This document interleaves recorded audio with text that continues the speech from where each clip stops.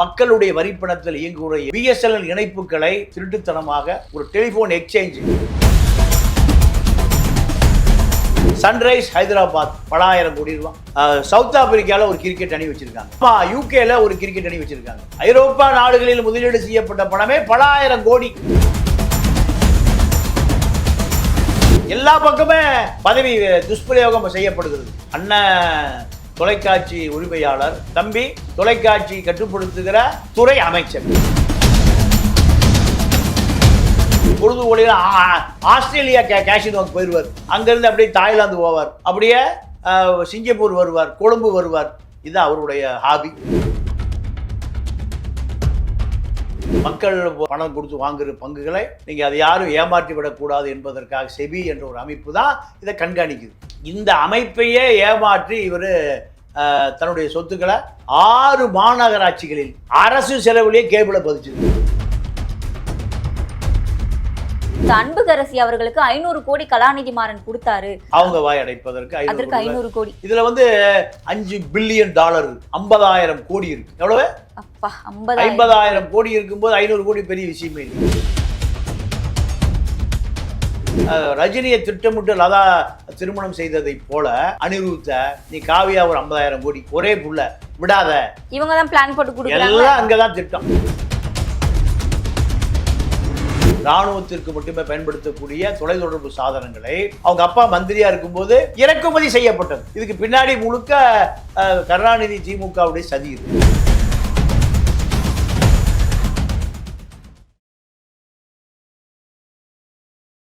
நான் நயினார் நாகேந்திரன் பேசுகிறேன். வரும் 22ஆம் தேதி மதுரையில் முருக பக்தர்கள் மாநாடு நடைபெற இருக்கிறது. அனைவரும் கலந்து கொண்டு சிறப்பிக்குமாறு அன்போடு வேண்டுகிறேன். நன்றி, வணக்கம். மணப்பெண்ணின் பிரத்யேகமான திருமணம் Vivaha the Chennai Silks. Periyar Maniammai Institute of Science and Technology, Thanjavur. The world needs you. Powaco 5G. Best design. Best AI. Think Techno. Think Purvika. அறுவை சிகிச்சையில் கத்தை என்பது வரலாறு. ரோபோட்டிக் சர்ஜரி என்பது இன்றைய கூறு. தங்கம் புற்றுநோய் சிகிச்சை மையம் நாமக்கல் மற்றும் கான்பூர். கிங் டிவி நேயர்களுக்கு வணக்கம். இன்று நம்முடன் இணைந்திருக்கும் சிறப்பு விருந்தினர் மூத்த பத்திரிகையாளர் திரு பாண்டியன் ஐயா அவர்கள். ஐயா வணக்கம். வணக்கம் ஐயா. சன் குழுமத்துல பங்கு மோசடி செய்திருப்பதாக டிஎம்கே எம்பி தயாநிதி மாறன், கலாநிதி மாறன் மற்றும் அவர்களுடைய மனைவி காவேரி உள்ளிட்ட 8 பேர் மேல நோட்டீஸ் அனுப்பியிருக்காங்க, வழக்கறிஞர் நோட்டீஸ். அங்க என்ன நடந்தது, என்ன பிரச்சனை இது அப்படின்றது குறித்து சொல்லுங்க. இல்ல, சன் குழுமம் 90களில் ஆரம்பிக்கப்பட்டது. 90களில் எப்படி ஆரம்பிக்கப்பட்டதுன்னா, சன் தொலைக்காட்சி, உதயசூரியன் தொலைக்காட்சி, இது யாருக்கு சொந்தமானது? திமுக தொண்டர்களுக்கு சொந்தமானது. திமுக கட்சி அலுவலகத்தில் சன் தொலைக்காட்சி அலுவலகம். வேற யாருக்கும் திமுக கட்சி அலுவலகத்தில் வாடகை கொடுப்பாங்களா? அப்போ அவர்கள் காரணம் கலாநிதி மாறன், தயாநிதி மாறன் மற்றும் தயாளு அம்மா, மல்லிகா மாறன், முரசொலி மாறன், முரசொலி மாறன் மகள் அன்புக்கரசி மாறன், இத்தனை பேருக்கும் சொந்தமானது தான் இந்த சன் தொலைக்காட்சி. இந்த சன் தொலைக்காட்சியை பொறுத்த வரைக்கும் இது திமுக குடும்ப உறுப்பினர்களால் உருவாக்கப்பட்டு ஒட்டுமொத்தமாக திமுக கட்சி தொண்டர்கள் சேர்த்து வைத்த திமுகவினுடைய நிதி, அதாவது பார்ட்டி ஃபண்டு தான் ஜாமீன் கொடுக்கப்பட்டு ஒரு பல கோடி ரூபாய் கடன் வாங்கப்பட்டது. இப்படி கடன் கொடுத்தவர் இந்தியன் பேங்க் கோபாலகிருஷ்ணன். அவரு மேயராக வருவதை, ஸ்டாலின் மேயராக வருவதற்கு திமுகவே அவரை அடுத்து வந்த இந்தியன் பேங்க் சேர்மன் மூலம் புகார் கொடுக்கப்பட்டு கைது செய்யப்பட்டு சிறையில் அடைக்கப்படுகிறார். இதுக்கு பின்னாடி முழுக்க கருணாநிதி திமுகவுடைய சதி இருக்கு. இப்போ இப்படிப்பட்ட நிறுவனங்கள் என்ன நடக்குதுன்னு கேட்டிங்கன்னா, முழுக்க முழுக்க திமுகவினுடைய தொண்டர்களுடைய, திமுக ஆதரிக்கக்கூடியவர்களுடைய சேனலாகவே அது தொடர்ந்து நடைபெறும். உதாரணத்துக்கு வீரப்பனை சந்தித்து விட்டு வருகிறார் Nakkeeran Gopal. BBC, London BBC 3 கோடி ரூபாய்க்கு அதை கேட்குறான். ஆனால் சன் தொலைக்காட்சி நீங்கள் எங்களுக்கு கொடுத்துருங்க, நீங்கள் விளம்பரம் வாங்கி நீ பல கோடி சம்பாரிச்சுங்க, எங்களுக்கு 40% கொடுத்துருங்க, 1,00,000 ரூபாய் விளம்பரம் வாங்கி எனக்கு 40,000 கொடுத்து 60,000 எடுத்துங்க. இப்படி ஒரு ஒப்பந்தம் போடுது நக்கீரன் கோபால்கிட்ட. நக்கீரன் கோபால் அந்த ஒப்பந்தத்தை போட்டுட்டு எல்லா பக்கம் போறாரு. நாங்களெல்லாம் விளம்பரம் கொடுத்தாச்சுங்க. யாருக்கு? சன் டிவிக்கு. இவரிடம் ஒப்பந்தம் போடுவதற்கு முன்பே சன் தொலைக்காட்சி என்ன பண்ணுச்சு? விளம்பரம் வாங்கிருச்சு. இப்படிப்பட்ட மோசடி நிறுவனம் தான் அந்த நிறுவனம்.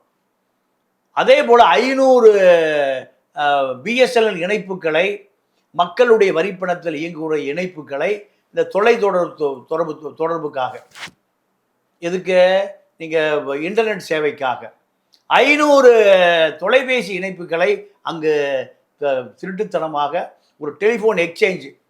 அண்ணன் சன் தொலைக்காட்சி உரிமையாளர், தம்பி தொலைத்தொடர்புத்துறை மந்திரி. அண்ணன் இதில் பார்ட்னர், தம்பி இதில் பார்ட்னர். இப்படி நிறுவனம் உருவாக்கப்பட்டது. அந்த வழக்கு நடந்து பல 100 கோடி பொதுமக்களுக்கு இழப்பு. அப்போ 500 தொலைபேசி இணைப்புகளை யார் வச்சிருந்தா? சன் குழுமம் பயன்படுத்தி கொண்டது. அதற்கு பணமே கட்டது. அதுக்கு 500 கோடி ரூபாய் இழப்பு. இந்த அமைச்சர் பதவியை பயன்படுத்தி மலேசியா தொழிலதிபர் அனந்தகிருஷ்ணனுக்கு ஏர்டெல் ஸ்டெர்லிங் சிவசங்கரனை மிரட்டி அவரிடம் விற்க செய்து அவர்கிட்ட 1000 கோடி ரூபாய் டொனேஷன் வாங்கிட்டாங்க. வழக்கெல்லாம் பேப்பரில் வந்து செய்தி தான். அப்போ இது முழுக்க அதே போல தடை செய்யப்பட்ட பல எலக்ட்ரானிக் உபகரணங்களை, இராணுவத்திற்கு மட்டுமே பயன்படுத்தக்கூடிய தொலைத்தொடர்பு சாதனங்களை அவங்க அப்பா மந்திரியா இருக்கும்போது இறக்குமதி செய்யப்பட்டது. இதெல்லாம் திமுக உதவியோட தான் பண்ணியிருக்காங்க. திமுக தானே அவங்க தான் திமுக தான் அவங்க. திமுக உதவியோடு எப்படி செய்வாங்க? திமுக அவங்க தான். இது யார் கேட்கறது? அவங்க அப்பா மந்திரி. அவங்க அப்பா மந்திரி, மத்திய அரசாங்கத்துல மந்திரி, திமுக எம்பி தானே அமைச்சராக முடியும். அப்ப திமுகவே செய்து. இதே போல இந்த நிறுவனம் பொதுமக்களிடம் பல 1000 கோடி ரூபாய் ஷேர் வாங்குறாங்க. இது ஒரு காலகட்டத்தில் 2500 ரூபாய் ஷேரை 10 ரூபா போட்டு தயாநிதி மாறன், தயாளு அம்மா, இப்படி பல பேரிடம் ஏமாத்தி என்ன பண்றாங்க? கலாநிதி மாறன் தன்னுடைய பேருக்கு எழுதி கொள்ளுகிறார். குடும்பத்தில் நடக்கிறதுக்குள்ளே இப்படி ஒரு மோசடி. இப்ப அண்ணன் தம்பி சண்டை, என்னை ஏமாற்றி விட்டான் எங்க அண்ணன்னு சொல்றாரு. எனக்கு ஒரு 5 மில்லியன் அந்த சன் தொலைக்காட்சி நிறுவனத்தில் 5 பில்லியன் சொத்துக்கள் இருக்கு. உதாரணத்திற்கு கல் ஏர்வைஸ் 10க்கும் மேற்பட்ட 20க்கும் மேற்பட்ட விமானங்கள். இதெல்லாம் அமித்ஷா மிரட்டி அவர் பினாமிக்கு எழுதி வாங்கிட்டு போயிட்டார், போச்சு. அதே போல இப்போ சன்ரைஸ் ஹைதராபாத் பல 1000 கோடி ரூபாய் ஐபிஎல். சவுத் ஆப்பிரிக்கால ஒரு கிரிக்கெட் அணி வச்சிருக்காங்க. ஆமா, யூகேல ஒரு கிரிக்கெட் அணி வச்சிருக்காங்க. இப்போ இவ்வளவு பல ஐரோப்பா நாடுகளில் முதலீடு செய்யப்பட்ட பணமே பல 1000 கோடி. கலாநிதி மாதிரி என்ன பண்ணுவாரோ, அவருடைய ஜெட்டை எடுத்துட்டு பொழுது போல ஆஸ்திரேலியா கேஷினோக்கு போயிடுவார். பொழுது போலன்னு எங்க இந்திய பெருங்கடலையே தாண்டி அங்க போயிடுவார், பொழுது போவார். அங்கிருந்து அப்படியே தாய்லாந்து போவார், அப்படியே சிங்கப்பூர் வருவார், கொழும்பு வருவார். இதுதான் அவருடைய ஹாபி. கண்டம் போய் அங்க இருக்கக்கூடிய கேஷினோக்களையும் ஸ்பாக்களையும் விளையாடுவது, பொழுதுபோக்குவதுதான் இவருடைய வேலை. அப்ப இவ்வளவு பெரிய நிறுவனங்கள் இருக்கக்கூடிய பல 1000 கோடி சொத்துக்கள் குடும்பத்துக்கு சொந்தமானது. ஆனா அந்த குடும்பம் முழுக்க, குடும்பத்தில் இருக்கிற அத்தனை சொத்துக்களை யார் வேற மாத்திட்டாருன்னா தன்னுடைய பெயரில் ஒரு 60% பங்கு. இதை அவர் சொந்த தம்பியே குற்றம் சாட்டுறாரு. ஐயா, அவர் இன்னொரு கூட சொல்லியிருப்பாரு, கிட்டத்தட்ட 3500 கோடி பங்க, மதிப்பிலான பங்க 1 கோடிக்கு மாத்திக்கிட்டாரு அன்றைய காலகட்டங்கள்ல அப்படின்னு சொல்லியிருந்தாங்க. இத பத்தி நீங்க என்ன நினைக்கிறீங்க? அது எப்படி உங்களுக்கு பங்கு மாத்துறது தெரியாம இருந்திருக்கு? இல்லம்மா, அதாவது இதையெல்லாம் கட்டுப்படுத்தக்கூடியது செபி என்ற அமைப்பு. மத்திய அரசாங்கத்தினுடைய அது ஒரு நிறுவனம். இந்த பங்கு வர்த்தகங்களை கண்காணிக்கிற நிறுவனம். மக்கள் வாங்குகிற அந்த பங்குகளை, பணம் கொடுத்து வாங்குகிற பங்குகளை நீங்கள் அதை யாரும் ஏமாற்றி விடக்கூடாது என்பதற்காக செபி என்ற ஒரு அமைப்பு தான் இதை கண்காணிக்குது. இந்த அமைப்பையே ஏமாற்றி இவர் தன்னுடைய சொத்துக்களை தன்னுடைய பெயரில் மட்டுமே, தன்னுடைய மனைவி கங்கா காவேரி, ஆமாம், கங்கா காவேரி பேர்லேயே மாற்றிக்கிறார். அந்த அம்மாவுடைய பேர் கங்கா தான். காவேரி என்பது கருணாநிதி வச்ச பேர். இவர்களை பொறுத்தவரைய நீங்கள் அமெரிக்காவிலேயே 91க்கு முன்பே திருமணம் பண்ணி அங்கேயே செட்டில் ஆயிட்டாங்க அமெரிக்காவிலேயே. அதன் பிறகு தேவிலால் துணை பிரதமராக இருந்த பொழுது மீண்டும் அறிவாலயத்தில் திருமணம் செய்து இந்தியாவில் செட்டில் பண்றார் முரசொலி மாறன். தந்தை இண்டஸ்ட்ரியல் அண்ட் காமர்ஸ் மினிஸ்டர். அந்த காலத்துல தான் அந்த சன் தொலைக்காட்சி இவ்வளவு பெரிய விரிவாக்கத்தை செய்தது. முழுக்க முழுக்க சன் தொலைக்காட்சியை பொறுத்த வரைக்கும் 6 மாநகராட்சிகளில் அரசு செலவுலயே கேபிளை பதிச்சுது. அரசு செலவுல. இதெல்லாம் நீங்க இப்போ முழுக்க முழுக்க சுமங்கலி கேபிள் விஷன்னு தொலைக்காட்சி கேபிள் தொடர்பு அத்தனையும் யாரிடம் இருக்குன்னா சன் தொலைக்காட்சியில் தான் இருக்கு. ராஜ் டிவி இருந்தது, பல தொலைக்காட்சிகள் இருந்தது, விஜய் டிவி இருந்தது. அது 90, 2000 காலகட்டத்தில் அத்தனையுமே இவர் அமைச்சர் ஆன பிறகு யாரும் தொலைக்காட்சி உருவாகிவிடக்கூடாது என்பதற்காக நீங்கள் பல கோடி சொத்து ஜாமீன் கொடுக்கணும். பல மடங்கு யார் சாதாரண நபர்கள் தொலைக்காட்சி உருவாகிவிடக்கூடாது என்பதற்காக சட்டங்களை அண்ணனை காப்பாத்துறதுக்கு தம்பியை காப்பாத்துறதுக்கு அண்ணன். இப்போ இவங்களுக்குள்ளே கிளாஷ். அப்போ முழுக்க முழுக்க திமுகவுடைய ஆட்சி அதிகாரம், அப்பாவுடைய இண்டஸ்ட்ரியல் காமர்ஸ் மினிஸ்டருடைய அதிகாரம், இவருடைய தொலைத்தொடர்புத்துறை அதிகாரம், இத்தனை அதிகாரங்களையும் முறைகேடாக பயன்படுத்தி தான் சன் தொலைக்காட்சி இந்த ஹைதராபாத் கிரிக்கெட் அணி, யூகே கிரிக்கெட் அணி, சவுத் ஆப்பிரிக்கா கிரிக்கெட் அணி, சன் ஏர்வேஸ், இப்படி பல ஆயிரம் கோடி ரூபாய் முதலீடுகள் இப்படித்தான் மக்களுடைய வரிப்பணத்தை கொள்ளையடித்து பாட்டியாலா நீதிமன்றத்தில் கலாநிதி மாறன் பலமுறை ஏறி இறங்கியிருக்கார். என்ன காரணத்துக்கு? மக்கள் வரிப்பணம் கொள்ளையடிக்கப்பட்டது. மலேசியா அனந்தகிருஷ்ணனுடைய 1000 கோடி ரூபாய் எப்படி நீ நிதி வாங்கலாம்? வெளிநாட்டு நிறுவனத்திடமிருந்து 1000 கோடி ரூபாய் சன் தொலைக்காட்சிக்கு டொனேஷன். எதை? ஸ்டெல்லிங் சிவசங்கருடைய ஏர்டெல்லை மிரட்டி வாங்கி கொடுத்ததுக்காக. எல்லா பக்கமே பதவி துஷ்பிரயோகம் செய்யப்படுகிறது. டாட்டாவை மிரட்டி டாட்டா நிறுவனங்கள், டாட்டா தொலைத்தொடர்புத்துறை பலவீனமாக்கப்படுகிறது. சன் நெட்வொர்க்கு பிரகாசமாக்கப்படுகிறது. ஆளுங்கட்சி மாதிரி இவங்க ஒரு கட்சியா இருந்திருக்காங்க. ஆளுங்கட்சி தான் இவங்க செய்யறாங்க. ரெண்டுக்கும் வேறுபாடு. ஆளுங்கட்சி இவங்க ஆளுங்கட்சி தானே. அமைச்சரா இருக்கும்போது ஒரு எதிர்கட்சியில் இருப்பது அமைச்சராவாங்க. ஆளுங்கட்சி தானே. அண்ணன் தொலைக்காட்சி உரிமையாளர், தம்பி தொலைக்காட்சி கட்டுப்படுத்துகிற துறை அமைச்சர்.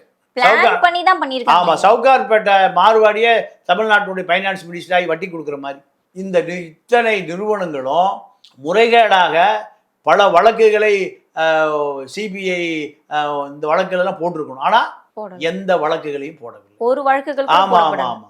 அனந்தகிருஷ்ண மலேசியாவிலிருந்து 1000 கோடி ரூபாய் வாங்கினது பிஎஸ்என்எல் வழக்கு 2 வழக்கு தான். பொதுமக்கள் பயன்படுத்துகிற மத்திய தொழில்துறை நிறுவனத்துக்கு பொதுத்துறைக்கு சொந்தமான பிஎஸ்என்எல் தன்னுடைய வீட்டில் 500 கனெக்ஷன் வச்சிருந்தாங்க. Net connection.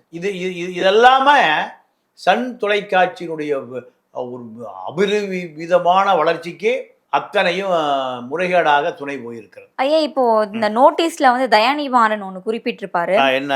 சன் டிவி பங்குகளை கையாளுவது 2003 இருந்த மாதிரியே அந்த நிலைக்கு கொண்டு வரணும் அப்படின்னு சொல்லியிருந்தாங்க. 2003 இந்த குழுமத்துடைய பங்குகள் எப்படி இருந்தது? இல்லை, இது அப்போ பொதுமக்கள்கிட்ட ஷேர் வாங்கல. 2003 வரைக்கும் பொதுமக்கள் இவர்களுடைய கட்டுப்பாடு, அதாவது முரசொலி மாறன் அவர்கள் இருந்த வரைக்கும். ஆமா ஆமா, முரசொலி மாறன் அது அவருடைய ஒரு நிறுவனர், அவருடைய மனைவி மல்லிகா மாறன், கலாநிதி மாறன், தயாநிதி மாறன், தயாளு அம்மா, அன்புக்கரசி மாறன் அவர் மகள், இத்தனை பேரும் தான் இந்த நிறுவனத்தினுடைய பங்குதாரர்கள். 2003 அப்பா இறந்த பிறகு இந்த பங்குகள் பூரா பப்ளிக் ஷேர் ஆக்கி 70-80% ஷேரை தன்னுடைய கட்டுப்பாடு கொண்டு வந்துட்டார். அதுக்கு இவர் தான் சேர்மன். கலாநிதி மாறன் தான் சேர்மன். அப்போ முடிவெடுக்கக்கூடிய அதிகாரம் அவருக்கு தான் இருக்கு. முரசொலி மாறன் இறந்ததுக்கு பிறகு அவர்களுடைய மனைவிக்கு வரலையா? அப்போ முதல்ல மனைவிக்கு வந்த பிறகு அது மகனுக்கு வந்துடுது. இவர் அமைச்சராக இருந்த காரணத்தினால சின்ன மகன் அண்ணன் நமக்கு பங்கு கொடுப்பார், அண்ணன் நமக்கு பங்கு கொடுப்பார். அப்போ அவர் அசட்டையாக இருந்துட்டார். ஆனால் மொத்த பங்குகளும் மொத்த நிறுவனமும் கலாநிதி மாறன் கட்டுப்பாட்டுக்கு வருவதற்கு என்ன காரணம்னா, இவர் அந்த காலத்திலேயே முடிவு பண்ணிட்டார். என்ன? இந்த சொத்துக்கள் முழுக்க தன்னுடைய குடும்பத்துக்கும் தன்னுடைய வாரிசுகளுக்கும் இது பயன்படுத்தப்பட வேண்டும் என்பது இவருடைய திட்டம். தம்பி தங்கைகளுக்கு போக யார் ஆமாம், முதல்ல ஒரு 1000 கோடி ரூபா கொடுத்து அன்புக்கரசியை செட்டில் பண்ணிட்டாரு. அந்த அம்மா ஒரு காதல் திருமணம், ஒரு முகமதியரோடு அந்த அம்மா அமெரிக்காவில் செட்டில் ஆயிடுச்சு. இப்போ மறுபடியும் பஞ்சாயத்து ஆயிரன்னு மறுபடியும் ஒரு 500 கோடி கொடுத்து எல்லாம் டாலராக மாற்றப்பட்டு அது அமெரிக்காவில் பாதுகாப்பாக ஆக்கப்பட்டு விட்டார். திமுக ஒரே திமுக கூட்டணியாக இருந்த இவங்க இப்ப தயாளு அம்மா, அதாவது ஸ்டாலின் அவர்களுடைய அம்மாவே பங்கு தர மறுத்து ஏமாத்தி இருக்காங்க. இப்ப இவங்க 2 பேருக்கு இதனால ஏதாவது பகை ஏற்படுமா? இல்லை, வாய்ப்பே இல்லை. ஏன்னா இது போன்ற பல ஆயிரம் மடங்கு சொத்து இவங்கிட்ட வந்துருச்சு. அதனால் அந்த சொத்தை பற்றி கவலைப்பட வேண்டிய அவசியம் இல்லை. சொத்தை இல்லாத சொத்தை பற்றி கவலைப்படுவான்.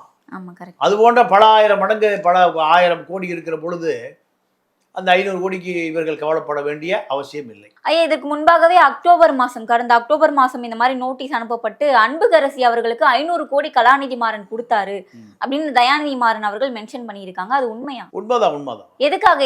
ஏன்னா அவங்க மனித இந்த நீதிமன்றத்துக்குள்ள வரக்கூடாதுல்ல, அவங்க வாய் அடைக்கிறது, அவங்க வாய் அடைப்பதற்கு 500 கோடி. ஆமா, முதல்ல 1000 கோடி ரூபா கொடுத்தாங்க. இதுல $5 பில்லியன் இருக்கு, 50,000 கோடி இருக்கு. எவ்வளவு? அப்பா, 50,000 கோடி இருக்கும்போது 500 கோடி பெரிய விஷயமே இல்லையே. ஏன்னா அந்த பொண்ணு முரசொலி மாறனுடைய மகள், 2 மகன் 1 மகள் முரசொலி மாறனுக்கு. அப்போ ஒரு மகள் இதுக்குள்ளே வராமல் செய்வதற்காகத்தான் 500 கோடி. அப்ப தயாநிதி மாறன் மட்டும்தான் இதுல தனித்து நின்று போராடுற மாதிரி. ஆமா. இப்ப அவர் 500 கோடி கொடுத்தா போயிருவாரா? கொடுத்துருவாங்க. ஆனா அவர் எவ்வளவு கேட்கிறாரு? உன்னுடைய 50,000 கோடி எனக்கு 25,000 கோடி கொடுன்னு கேட்கிறாரு. பாதிக்கு பாதி. ஐயா, இப்ப தயாநிதி மாறன் அவர்கள் என்ன சொல்லியிருக்காங்கன்னா, இந்த சம்பவத்தை மத்திய அரசின் விசாரணை அமைப்பை அணுக இருப்பதாக ஒரு தகவல் சொல்லியிருக்காங்க. அவங்க சார்பாக தயாநிதி மாறன் தரப்புல இருந்து சொல்லியிருக்காங்க. இதுல அடுத்த கட்ட நடவடிக்கை அவங்க கிட்ட போவாங்களா? இவங்க கண்டிப்பா பேசி தீர்த்துருவாங்க? இல்ல அதை பேசி தீர்த்தால் கொடுக்கிற மனநிலையில் அவர் இல்லை. யாரு? கலாநிதி மாறன். அப்போ யார்கிட்ட போகுது? வேற வழியே இல்லை. இப்போ ஒரே பொண்ணு தான் காவியா, கலாநிதி மாறன். இப்போ அந்த பொண்ணு அனிருத்தை திருமணம் பண்ண போறான்னு ஒரு செய்தி ஓடிட்டு இருக்கு. ஆனா அனிருத் மறுத்துட்டாரே. இல்ல, அதாவது மறுப்பது அப்புறம் திருமணம் நடப்பது இதெல்லாம் சாதாரண விஷயம். ரஜினிகாந்த் லதாவை கல்யாணம் பண்ணும்போது மறுத்துட்டார். லதாவை இன்னைக்கு ஸ்டெல்லா மேரிஸ் மாணவியாக இருக்கிற பொழுது ரஜினி எதிர்காலத்தில் மிகப்பெரிய நபராக வருவார் தெரிஞ்சு இதயம் பேசுகிறது மணியன், நீங்க அந்த ஒய்ஜி குடும்பம், அவர் ஒரு பெண் நிருபரை பேட்டி எடுப்பதற்காக யார் அனுப்புறாங்க? லதாவை அனுப்புறாங்க. அதுல தான் 2 பேருக்கும் நீங்க ரஜினி லதாவை லவ் பண்ணல, லதா தான் துறைஞ்சு லவ் பண்ணுது. ஏன்? என்ன சொல்றீங்க? 10,000 கோடி சொத்து வரப்போகுது, சூப்பர் ஸ்டார். ஆனா ரஜினி தான் காதலிச்சுதான் சொல்லப்பட்டுச்சு. இல்ல, அப்படித்தான் சொல்லுவாங்க. உண்மை பொய்யா இருக்கும், பொய் உண்மையா இருக்கும். ரஜினியுடைய சொத்துக்களை தான், எதிர்காலத்தை தான், பல கோடி பணத்தை தான் காதல் பண்ணுச்சு. யாரு? லதா. ஒரு ஸ்டேஜில் என்ன ஆளை விட்டு சொத்தெல்லாம் எடுத்துக்க, நான் டைவர்ஸ் வேணும்னு கேட்கிறாரு. யாரு? ரஜினிகாந்த். ஆஸ்திகள் மீதும் சொத்துக்களின் மீதும் பணத்தின் மீதும் தான் காதல். ரஜினியை திட்டமிட்டு லதா திருமணம் செய்ததை போல லதாவை தன்னுடைய சகோதரன் மகன் அனிருத்த, நீ காவியா ஒரு 50,000 கோடி ஒரே புள்ள விடாத, அள்ளிக்கோ. இவங்க தான் பிளான் போட்டு கொடுக்குறாங்க. எல்லாம் அங்கதான் திட்டம். லதா தான் பிளான் போடுறாங்க. 100%. காதல் எல்லாம் சொல்றாங்க. அதெல்லாம் கத்திரிக்காய் ஒண்ணும் கிடையாது, எதுவுமே கிடையாது. சொத்தின் மீது காதல், பணத்தின் மீது காதல், பதவியின் மீது காதல். ரஜினி எங்காவது தெருவில் நாடக நடிகராக இருந்தா நம்ம லவ் பண்ணுமா? முனிசிபாலிட்டியில் முக்கிய கார்கள் படுத்துக்கிறது தானே லவ் பண்ணுமா? சூப்பர் ஸ்டார் அதைத்தான் லவ் பண்ணுது. அனிருத் அப்படியா லவ் பண்ணா யாரை லவ் பண்ணுவாரு? 50,000 கோடி. எவ்வளவு? 50,000 கோடியை தான் லவ் பண்ணுவார். உலகத்தில் நடக்கிற காதல் பூரா அப்படித்தான். நீங்க ஆதவ் அர்ஜுனா சாதாரண ஜிம் ட்ரைனர், ஜிம்முக்கு வருது லார்டின் மார்டினுடைய மகள் டெய்சி, 5 லட்சம் கோடி. கண்ண பிறகு நீங்க யாருடைய நண்பர் ஆயிட்டாரு? சபரீஷனுடைய நண்பர், திருமாவளவன் நண்பர், விஜயுடைய நண்பர். டெய்சியை கல்யாணம் பண்ணலைன்னா ஜிம்மில் தான் என்ன அடிச்சுட்டு இருக்கணும்? தம்புல்ஸ் அடிச்சுட்டு இருக்கணும், இல்லை வெயிட் லிஃப்ட் அடிச்சுட்டு இருக்கணும். யாரு? ஆதவ் அர்ஜுனா. மார்டினுடைய மகளை திருமணம் செய்த காரணத்தினாலதான் அவரு யாரோட நண்பரா இருக்காரு? விஜயுடைய நண்பர். அந்தஸ்து தாமா காதல், அந்தஸ்து தான் காதலை தவிர ஆளை யாரும் காதலிப்பதில்லை. அப்ப காவியா மாறனுக்காக தான் சொத்து எல்லாம் எழுதி வைக்கணும்ன்றதுக்காக தான் இப்படி ஒரு மோசடி பண்றாரா? அப்போ இல்ல, சொத்தெல்லாம் அவருதான் இருக்கு, நீ எல்லாம் புதுசாக எழுதி வைக்க வேண்டியதில்லை.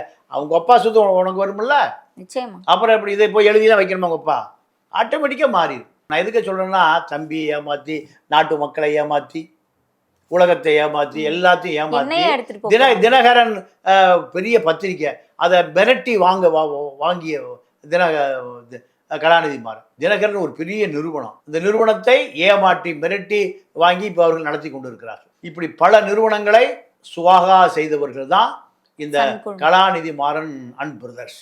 ஐயா, சன் குழுமம் பிரச்சனை குறித்து ஒரு சரியான புரிதல் கொடுத்திருந்தீங்க. தொடர்ந்து பேசலாம் ஐயா. நன்றி, வணக்கம். வணக்கம், நான் நயினார் நாகேந்திரன் பேசுகிறேன். வரும் 22ஆம் தேதி மதுரையில் முருக பக்தர்கள் மாநாடு நடைபெற இருக்கிறது. அனைவரும் கலந்து கொண்டு சிறப்பிக்குமாறு அன்போடு வேண்டுகிறேன். நன்றி, வணக்கம். மணப்பெண்ணின் பிரத்யேகமான திருமணம் Vivaha the Chennai Silks. Periyar Maniammai Institute of Science and Technology, Thanjavur. The world needs you. Powaco 5G. Best design. Best AI. Think Techno. Think Purvika. அறுவை சிகிச்சையில் கத்தை என்பது வரலாறு, ரோபோட்டிக் சர்ஜரி என்பது இன்றைய கூறு. தங்கம் புற்றுநோய் சிகிச்சை மையம், நாமக்கல் மற்றும் கான்பூர்.